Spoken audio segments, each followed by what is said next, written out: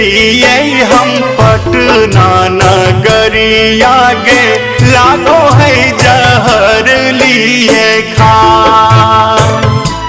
आगे बेटी दूल्हा के घर हल खपड़वा से छारल गे, दुआरा पे बांधल ये गोगा।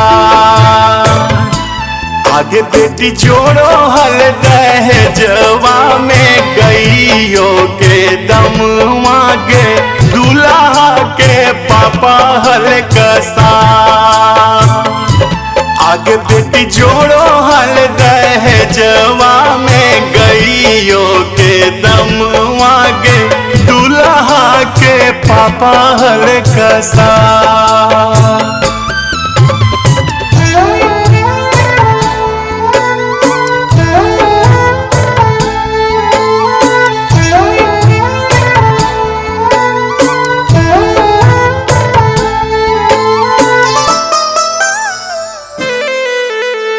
लड़का के बाप करे बेटा पर गुमान गे, रुपया खातिर बेच दिल के आपन ईमान गे। जान बुझ के ऐसन घर में करी होने शादी, जिंदगी भर दुख देते लिखल है बर्बादी। आह पापा कहाँ से दहेज देबो 7 लाख रुपया, घर जमीन जोए तो बेकार। आगे बेटी जोड़ो हल दहेजवा में गईयो के दम मांगे, दूल्हा के पापा हल कसा। आगे बेटी जोड़ो हल दहेजवा में गईयो के दम मांगे, दूल्हा के पापा हल कसा।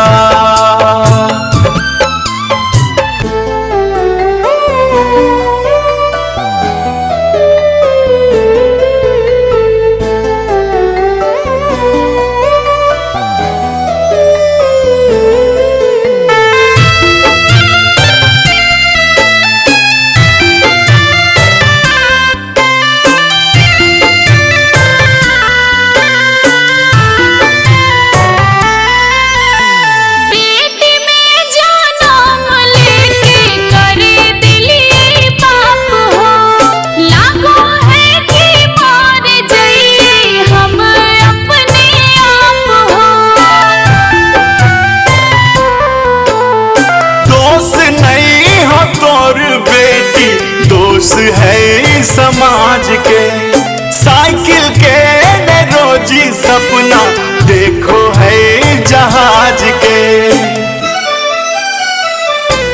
आह पापा प्रिंस के जैसन वारे खोजी हो संस्कारी हो, दी हो गरीब घर बसार।